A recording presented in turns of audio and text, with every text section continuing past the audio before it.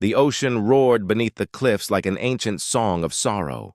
Claire Morgan stood at the iron gates of Hart Manor, her small suitcase balanced against her hip as rain began to fall in soft whispers. The mansion before her rose from the coastal fog like something out of a forgotten dream. All glass and stone and sharp angles that seemed to cut through the mist itself. She had driven 3 hours from the city, following a winding road that grew narrower with each turn until civilization disappeared behind her. The employment agency had been vague about the position, mentioning only that Mr. Hart required someone discreet, someone who understood silence. Claire needed the work desperately. Her sister Grace's medical bills had piled up faster than she could manage, and this job paid 3 times what any hospital cleaning position offered. The gates opened without a sound. No buzzer, no voice through an intercom, just smooth, automated movement that felt eerie in the gathering darkness. Claire walked up the long driveway, her shoes crunching on wet gravel. The house seemed to watch her approach, its windows dark except for a single light burning somewhere deep inside.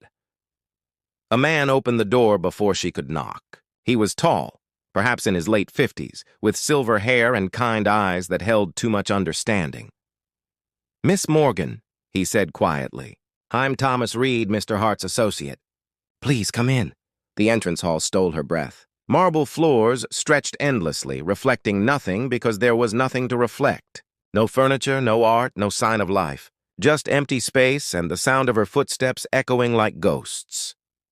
"Mr. Hart keeps to himself," Thomas explained as he led her through corridors that felt more like tunnels. "He works from his study, takes his meals alone, and retires precisely at midnight. Your responsibilities are simple. Clean, maintain, and remain invisible." "Invisible," Claire repeated. "He doesn't like to be reminded that he's not alone."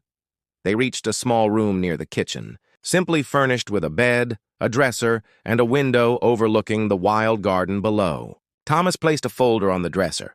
"Your contract and house rules. Most importantly, the 3rd floor is forbidden. Never go there. Never ask about it." Before Claire could respond, Thomas left, closing the door softly behind him. She sat on the bed, opening the folder with trembling fingers. The salary was generous, almost too generous, but the rules were strange. No music, no phone calls after 8, no opening curtains in the main rooms, no questions. That night, Claire explored the parts of the house she was allowed to see. The kitchen was modern but unused, appliances that looked like they had never been touched. The living room held furniture covered in white sheets, a grand piano buried beneath cloth like a body waiting for burial.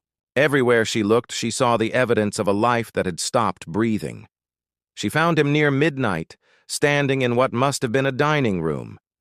Julian Hart stood with his back to her, staring out at the dark ocean through floor-to-ceiling windows. He was younger than she expected, perhaps mid-30s, with dark hair that fell slightly too long and shoulders that carried invisible weight. "Mr. Hart?" she said softly. "I'm Claire Morgan. I start tomorrow, but I wanted to introduce myself." He didn't turn. When he spoke, his voice was rough, like something rarely used. "You should be in your room." "I'm sorry. I just thought, don't think. Don't wonder. Don't ask." He paused, his reflection visible in the dark glass. "Do your job and nothing more." Claire felt something crack inside her chest. She recognized that tone. It was the same one she had used after her parents died, when Grace was sick and the world felt too sharp to touch. "Understood," she whispered. As she turned to leave, she noticed the table was set for 2. 2 plates, 2 wine glasses, 2 napkins folded with precision. But only one chair was pulled out. The other sat perfectly aligned, as if waiting for someone who would never arrive. She didn't sleep that night. The house made sounds that weren't quite sounds. Movements in the walls that might have been wind or might have been something else. Around 3 in the morning, she heard footsteps above her, pacing back and forth in what must have been the forbidden 3rd floor. The next morning, Claire began her work. She cleaned rooms that were already spotless, dusted surfaces that held no dust. The house resisted life the way skin resists a splinter. But she persisted, opening one window in the kitchen to let in the salt air, placing a single flower in a vase near the sink. By noon, the flower was gone. The window was closed. She found Julian in his study, surrounded by computer screens that cast blue light across his face. He looked like he hadn't slept in years. I asked for no changes. He said without looking up, "The house needs to breathe." "The house is fine." "No," Claire said, surprised by her own boldness. "It's dying." His fingers stopped moving across the keyboard. Slowly, he turned to face her. His eyes were gray, the color of storms, and they held something that made her breath catch. Not anger. Something worse. Recognition. "You don't know what you're talking about." "I know what grief looks like," she said softly. "I know what it sounds like when a house holds too much pain." For a long moment, they stared at each other. Then Julian stood, walking past her without another word. But as he left, he said something so quietly, she almost missed it. Her name was Victoria. That night, Claire found a photograph. It had slipped behind a bookshelf in the library, hidden for years. The woman in the picture was beautiful, with long dark hair and a smile that could light cities. She stood next to Julian, both of them laughing, his arm around her waist. They looked impossibly happy, impossibly young. Claire turned the photograph over. Written on the back in fading ink, "Victoria Hart, the day we bought the house. The day everything began." But there was something else. Another line that had been scratched out so violently the paper was torn. Claire held it up to the light, trying to make out the words beneath the heavy black marks. She could only read 3 words. "Before I killed..." The photograph slipped from her hands. Footsteps echoed in the hallway. Claire spun around to see Julian standing in the doorway, his face pale as death. "That doesn't belong to you," he said. "I'm sorry. I was just..." "Get out. Mr. Hart, get out." Claire fled to her room, her heart pounding. She pressed her ear against the door and heard him in the library, heard something crash, heard a sound that might have been crying or might have been rage. When morning came, she found the library empty. The photograph was gone. But on her door, someone had slipped a note written in shaking handwriting. "Stay. Please. I'm sorry. Tomorrow we'll talk." Claire held the note, reading it again and again. She thought about leaving, about running back to the city and never looking back. But something kept her there. Maybe it was the salary. Maybe it was Grace's medical bills. Or maybe it was the way Julian had looked at her when she mentioned grief. Like she was the first person in 4 years who had dared to see him as something other than a ghost. She stayed. The morning after Julian's note arrived, Claire found him waiting in the kitchen. Sunlight streamed through the windows she had opened, casting golden patterns across the marble countertops. He looked tired, shadows carved deep beneath his eyes, but he had shaved and changed into clean clothes. It was the most human she had seen him. "Coffee," he said, gesturing to a fresh pot. "I made it." Badly, probably. Claire poured herself a cup. It was terrible, burnt and bitter, but she drank it anyway. "Thank you for staying," Julian continued, his voice rough. "Most people would have left. Most people need the money less than I do." He almost smiled. "Honest. I appreciate that." They stood in uncomfortable silence, the ocean visible through the windows, waves crashing against the rocks below. Claire noticed his hands trembled slightly as he held his cup. "The photograph," he began, then stopped. "Victoria died 4 years ago. Car accident on Highway 1. She was coming home from the city. I was supposed to drive her, but I had a meeting I couldn't miss." He paused, staring into his coffee. "So she went alone." "I'm sorry," Claire said softly. "Everyone's sorry." "Sorry doesn't change anything." His jaw tightened. The house was her dream. She designed it, picked every window, every piece of glass. She wanted to live inside the light. After she died, I couldn't stand it. Too bright, too open, too much like her. Claire understood then why every curtain stayed closed, why the house felt like a tomb. He wasn't just grieving, he was punishing himself. "The 3rd floor?" she asked carefully. "Was that hers too?" His face hardened. "Don't. I'm just trying to understand. Understanding won't help either of us." He set down his cup with a sharp click. "Just clean, Miss Morgan. That's what you're here for." He left her standing in the kitchen, the terrible coffee growing cold in her hands. Over the following days, Claire learned Julian's patterns. He worked until dawn most nights, his study glowing with blue light. He ate little, spoke less. Sometimes she heard him on the phone with Thomas, discussing business in clipped, efficient tones. But mostly, he existed in silence. She also learned the house's secrets, a music box hidden in a drawer that played a haunting melody, photographs stuffed behind books, showing Julian and Victoria at beaches, restaurants, galas. In every picture, they looked complete, like two halves of something whole. But there were stranger things, too. Prescription bottles in bathroom cabinets with Victoria's name, dated months before her death. Medicine for anxiety, for insomnia, for something called panic disorder. A journal hidden beneath the bathroom sink, filled with Victoria's handwriting. Claire knew she shouldn't read it. But late one night, curiosity won. The entries started normal.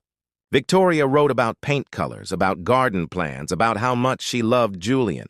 But as the dates progressed, the words changed. He works too much. I see him less each day. Sometimes I wonder if he loves the company more than he loves me. Another gala. Another night where I stand beside him like decoration. Pretty, silent, empty. I tried to talk to him about how I feel. He said I was being dramatic. Maybe I am. Maybe I'm just tired. The final entry was dated the day before Victoria died. I can't do this anymore. The loneliness is eating me alive. Tonight, I'm going to tell him everything. If he can't hear me, can't really see me, then what's the point of any of this? Claire closed the journal, her hands shaking. Victoria hadn't just died in an accident. She had been drowning long before the car went off the road. Thunder rumbled outside. Claire looked up to see dark clouds rolling in from the ocean, the sky turning the color of bruises. The house groaned as wind slammed against the windows. She went to find Julian. He was in the dining room, as always, setting two places at the table. But tonight his movements were jerky, aggressive. He knocked over a wine glass. It shattered across the floor. "Damn it," he muttered, dropping to his knees to pick up the pieces. "Let me help," Claire said. "I don't need help. You're bleeding." He looked down. Blood dripped from his palm where glass had cut him. He stared at it like he didn't recognize it as his own. Claire grabbed a kitchen towel and knelt beside him, taking his hand gently. The cut wasn't deep, but it bled heavily. She pressed the cloth against it, holding firm. "She was leaving me," Julian said suddenly, that night. "Victoria was leaving me." Claire froze. "We had a fight that morning. She said I loved my work more than I loved her. I told her she was being selfish, that everything I did was for us." His voice cracked. "She asked me when I had last really looked at her. Really seen her. I couldn't answer." The storm outside grew violent. Rain hammered against the windows. She took her car. I thought she just needed space. But she never came back. He pulled his hand away from Claire, blood seeping through the towel. "The police said she lost control on a curve. But I know the truth. She wanted to escape. Escape me. Escape this prison I built for her. That's not your fault," Claire whispered. "Isn't it? I saw her disappearing right in front of me and I did nothing. I was so focused on building an empire that I forgot to protect the one thing that mattered." Lightning flashed, illuminating his face. Claire saw the guilt there, carved so deep it had become part of him. "The third floor," she said. "That's where you keep her memory." He nodded slowly. "Everything. Her studio, her paintings, her clothes, exactly as she left it. I go up there every night and I sit in the darkness and I remember every moment I failed her. That's not remembering. That's torture. I deserve it. No one deserves that." The lights flickered once, twice, then died. The house plunged into darkness except for the lightning that lit the world in brief, violent bursts. Julian stood, swaying slightly. "I should get candles," but he didn't move. He just stood there in the dark, bleeding hand pressed against his chest. Claire made a decision. She walked to him and took both his hands in hers. "Show me," she said. "Show me the third floor." "I can't. You can. You're not alone anymore." For a long moment they stood in the darkness, the storm raging around them. Then Julian nodded once, a small, broken movement. They climbed the stairs together, his blood leaving small marks on the banister. At the top, a single door waited, locked with a keypad. Julian's fingers shook as he entered the code. The door opened. Inside, the room was exactly as Victoria had left it. An easel held an unfinished painting of the ocean. Brushes sat in jars of cloudy water. A dress hung on the back of a chair.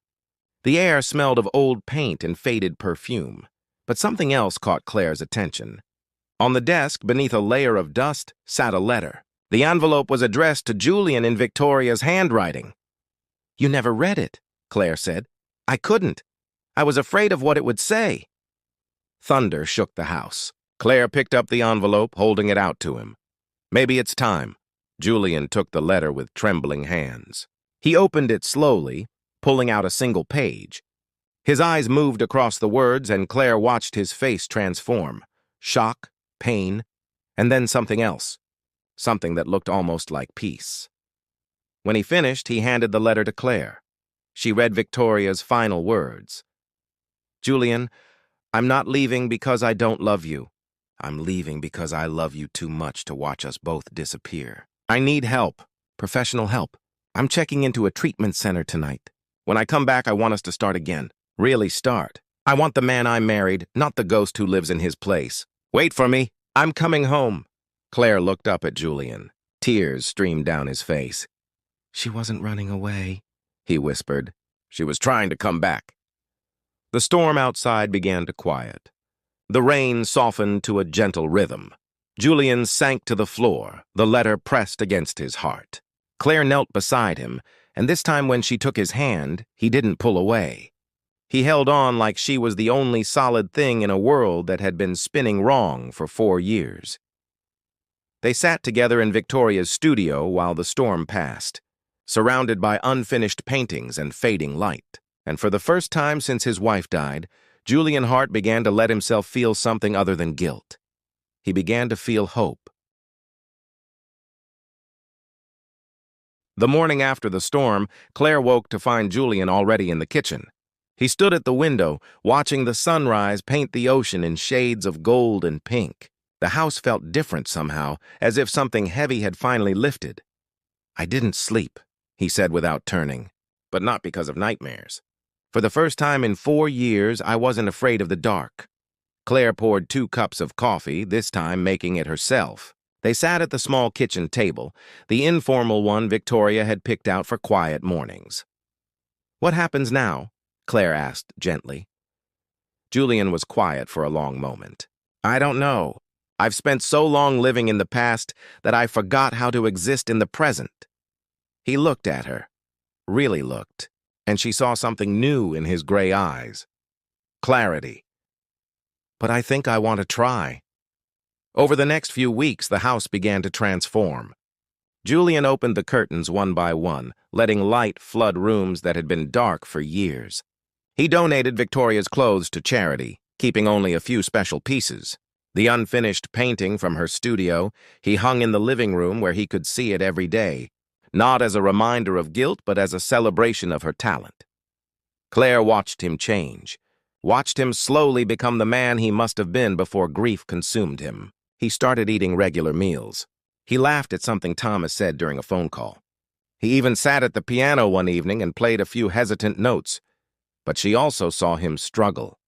Some mornings he would stand frozen at Victoria's painting, his jaw tight with emotion. Some nights she would hear him pacing, fighting battles only he could understand. One afternoon, Claire found him in Victoria's studio, now flooded with afternoon light. He held one of her brushes, staring at a blank canvas. "She always said I should try painting," he said. "She said I needed to create something that wasn't made of code and numbers. Are you going to try?" "I don't know how." Claire walked over and placed her hand over his on the brush. "You don't have to know how. You just have to start." Together, they made the first mark on the canvas, a single line of blue, imperfect and uncertain. Julian stared at it, then added another stroke. And another. The painting that emerged was abstract and clumsy, but it was alive. When they finished, Julian stepped back, paint on his hands and wonder on his face. "I forgot what creating felt like," he said softly. That night, as they cleaned the brushes together, Julian asked about Claire's life before the mansion. You never talk about yourself, he said. You know everything about me, but you're still a mystery. Claire hesitated, then decided he deserved the truth. My parents died when I was 22. Car accident, just like Victoria. I was supposed to be in the car with them, but I stayed home to study for nursing exams. She rinsed a brush under the water, watching the colors swirl down the drain. For years, I blamed myself. Why did I survive when they didn't? What made me special? Grace, Julian said, remembering. Your sister. You mentioned her medical bills. Claire nodded. She was only 14 when our parents died. She had diabetes, needed constant care. I dropped out of nursing school to take care of her. We struggled. We barely survived. And I was angry all the time. Angry at my parents for leaving, angry at myself for living, angry at Grace for needing me. What changed? She almost died 2 years ago. Diabetic coma. I sat in that hospital room watching machines breathe for her, and I realized something. Grief isn't love. Guilt isn't devotion. If I wanted to honor my parents, I needed to actually live, not just exist in the shadow of what I lost. Julian was quiet, absorbing her words. Grace recovered, Claire continued. She's in college now, studying to be a teacher. And I started working again, saving money, trying to build something real. When I took this job, it wasn't just for the money. It was because I recognized something in your advertisement. The loneliness. I thought maybe I could help. You did more than help, Julian said softly. You reminded me what being alive means. Their eyes met, and something shifted between them. Something neither of them had expected. The following week, Thomas came to visit. He arrived with contracts for Julian to review, but mostly he came to see the changes for himself. The house looks different, Thomas said, walking through the now bright corridors. It looks like a home. It's becoming one, Julian agreed. Thomas glanced at Claire, who was arranging fresh flowers in the living room, then back at Julian. She's good for you, I know. Victoria would be happy. She always said you needed someone who wouldn't let you hide. Julian smiled, a real smile that reached his eyes. She was right about most things. That evening, after Thomas left, Julian found Claire on the terrace overlooking the ocean. The sun was setting, painting the sky in brilliant colors. I need to tell you something, he said, his voice uncertain. These past weeks having you here, it's made me realize something I didn't think was possible. Claire turned to face him, her heart beating faster. I'm starting to feel again. Not just grief or guilt, but something else. Something that feels like hope. He took a breath. And it scares me, because the last time I let myself care about someone, I lost her. You didn't lose Victoria because you loved her, Claire said gently. You lost her because sometimes terrible things happen that we can't control. But that doesn't mean you stop living. It doesn't mean you close yourself off from ever feeling anything again. What if I'm not ready? What if I hurt you the way I hurt her? Claire stepped closer, taking his hands in hers. Julian, you didn't hurt Victoria. You were both human. You both made mistakes, but she loved you enough to try to come back. She wanted you to be happy. How do you know? Because love doesn't die with the person. It transforms. It becomes part of who we are. She squeezed his hands. Victoria would want you to live. Really live? Julian pulled her close, resting his forehead against hers. They stood like that as the sun disappeared below the horizon, the ocean singing its eternal song below them. I don't know how to do this, he whispered. How to move forward without forgetting her. You don't forget. You carry her with you while you keep walking. Claire pulled back slightly to look into his eyes. You make room for both the past and the future. He kissed her then, softly and carefully, like someone learning how to trust again. When they broke apart, both had tears in their eyes. Stay, Julian said, echoing the words he had spoken so many times before. Not just for tonight. Stay. Claire smiled, touching his face gently. I'm not going anywhere. The months that followed brought more changes. Julian returned to his company, but with new perspective. He delegated more, trusted others, and came home at reasonable hours. He started a foundation in Victoria's name, supporting mental health services for people who couldn't afford them. Claire enrolled back in nursing school, studying part-time while continuing to work at the mansion that had become her home. Grace visited often, delighted to see her sister happy. The house transformed completely. Music played in the living room. Laughter echoed in the hallways. The dining table now held one setting, sometimes two, but never as a shrine to the past. Just as a table where people who cared about each other shared meals and conversation. Julian still visited Victoria's studio, but now he painted there. Abstract pieces full of color and emotion, each one a step further into healing. Claire would sometimes sit with him, reading or sketching, comfortable in the quiet companionship. One year after Claire first arrived, they stood together on the terrace at sunset. Julian held a small box, his hand steady now.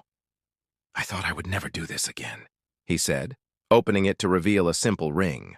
"I thought loving someone new would be a betrayal, but you taught me that the heart doesn't replace. It expands." Claire's eyes filled with tears.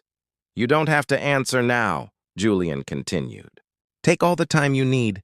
I just wanted you to know that I'm ready to build something new while honoring what was, ready to love again." Claire looked at the ring, then at the man who had been broken when she met him and who had slowly put himself back together.